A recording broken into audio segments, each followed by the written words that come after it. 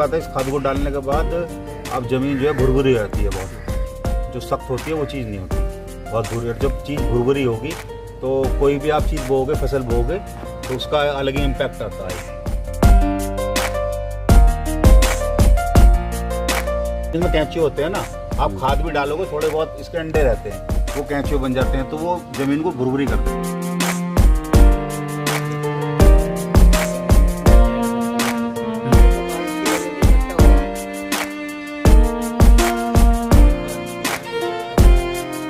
नमस्कार, राम राम, दुआ सलाम, सत श्री अकाल।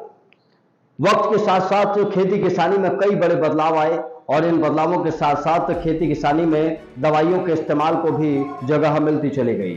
आज दवाइयों का इस्तेमाल खेती किसानी में बड़े पैमाने पर हो रहा है और इन दवाइयों के इस्तेमाल के कई नुकसान और कई फायदे भी सामने आ रहे हैं।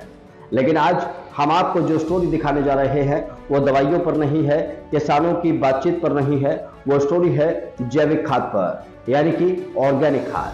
ऑर्गेनिक खाद खेती में पैदावार को तो बढ़ावा देती ही है, साथ ही पौष्टिकता को भी बढ़ाती है। देखिए हमारी रिपोर्ट। समय के साथ खेती बाड़ी में अनेकों परिवर्तन आए और इन अनेकों परिवर्तनों के साथ दवाइयों का इस्तेमाल खेती किसानी में बढ़ता चला गया। आज अगर बात की जाए तो फसलों के रख रखाव के लिए अनेकों दवाइयों का इस्तेमाल किसानों द्वारा किया जा रहा है। अलग अलग योजनाएं सरकार के द्वारा चलाई जा रही हैं। ऐसे में आज हम आपको बताएंगे कि जैविक खाद कैसे फसलों के लिए वरदान साबित हो रही है। हम आपको बताएंगे कि कैसे जैविक खाद से खेती की पैदावार तो बढ़ती ही है, साथ ही पौष्टिक आहार भी हम अपने देश के लोगों तक पहुंचा रहे हैं। आज हम आपको इस जैविक खाद की बनने की पूरी प्रक्रिया बताएंगे, इसके पूरे फ़ायदे बताएंगे और एक ऐसे किसान से मिलवाएंगे जो जैविक खाद को बनाने का काम लगातार कर रहे हैं और अपने यहाँ उसे इस्तेमाल भी कर रहे हैं। ये बनती है, पहले समतल ज़मीन इकसार करो, फिर उसके ऊपर पन्नी डालो, उसके ऊपर गोबर डालो और उसके गोबर को 1.5-2 फीट ऊंचा रखते हैं और उसके ऊपर जब इस केंचुआ वर्मी में मिला हुआ तैयार मिलता है, ये अकेला नहीं रहता, नहीं तो मर जाएगा। जो तैयार होता है वर्मी में लिपटा हुआ होता है, ये उसी के द्वारा इसको गोबर में डाला जाता है। ऊपर पर फुट पे 1 किलो की इसकी क्षमता है और इसी के जो तरीके से बनाया जाता है।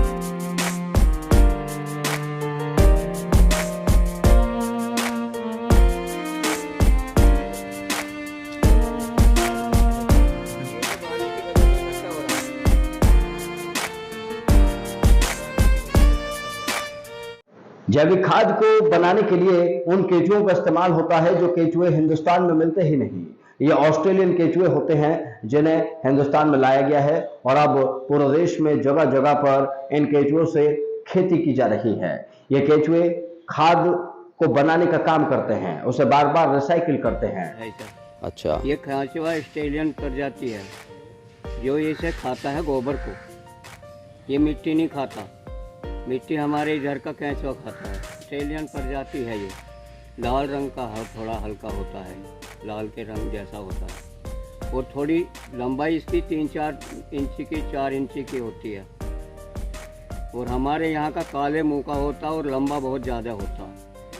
ये मिट्टी खाता है, वो गोबर खाता है। यही कामयाबी है कि ये उसको खा के मूल निकालता है। अच्छा। और ये उसका वो है। 10-15 दिन में हम इसको उतार लेते हैं, एक तरफ डालते हैं, छानते हैं, तैयार होता है ये ऐसे ही और फिर इसे बैग में भर के आप लोगों को दे देते हैं। उम्मीद का यही है जो मैंने आपको शुरू में बताया था, एक पन्नी ज़मीन पर पन्नी बिछाते हैं और उसके ऊपर गोबर डालते हैं। गोबर की ऊंचाई 1.5-2 फुट की ऊंचाई लेते हैं और उसके ऊपर फिर केंचुआ डालते हैं। केंचुआ डालने के बाद इसको ऊपर से पुराल डाल देते हैं जो मुंजी की होती है। बस बारी बारी समय समय पे इसे पानी लगाना पड़ता है। ये इसकी खासियत है कि पानी जरूर चाहिए। जैविक खाद से उगने वाली फसलों की कीमत बाजार में ज्यादा होती है उन फसलों के मुकाबले जो फसलें डाई या यूरिया के इस्तेमाल से उगाई गई हैं। इसके अलावा यह भी कहा जाता है कि जैविक खाद अगर आपने लगातार इस्तेमाल करना शुरू कर दिया तो आपको किसी भी दवाई की जरूरत नहीं पड़ेगी और आपकी फसलें पौष्टिक भी निकलेंगी, जो लोगों को फायदा भी करेंगी और किसान की आय भी बढ़ाएगी।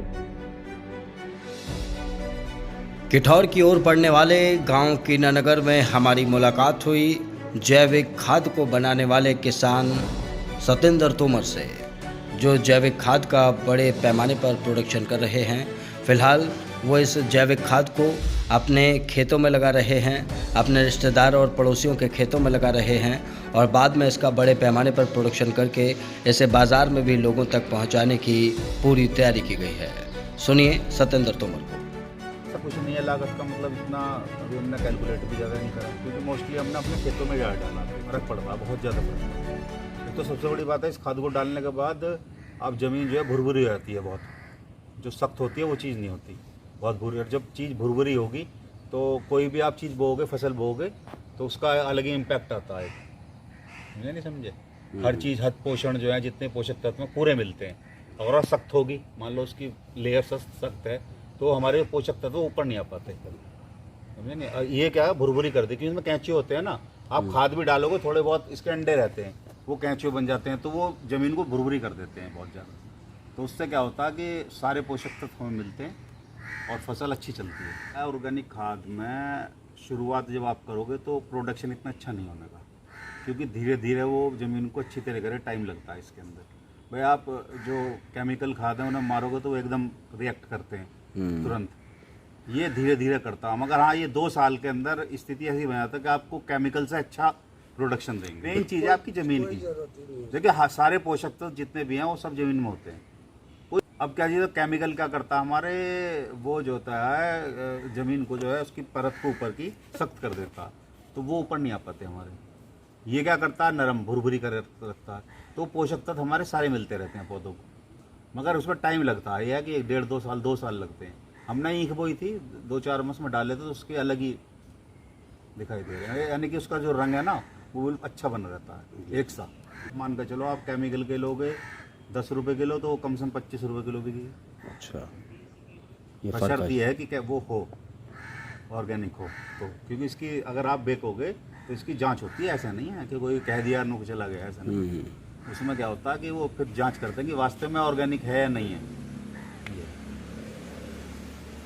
कीनानगर गांव के रहने वाले सतेंद्र तोमर किसान ने जैविक खाद का प्रोडक्शन शुरू कर दिया है। ऐसे में आने वाले वक्त में उनकी खाद आपके गांव तक भी पहुंच सकती है।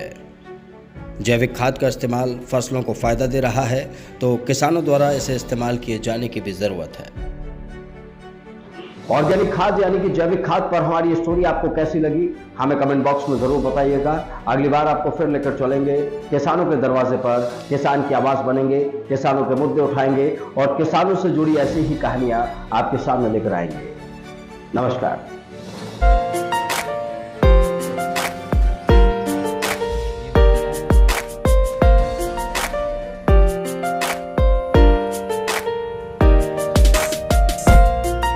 तो सबसे बड़ी बात है, इस खाद को डालने के बाद अब ज़मीन जो है भुरभुरी हो जाती है, बहुत जो सख्त होती है वो चीज़ नहीं होती, बहुत भुरी। और जब चीज़ भुरभुरी होगी तो कोई भी आप चीज़ बोओगे, फसल बोओगे, तो उसका अलग ही इम्पैक्ट आता है।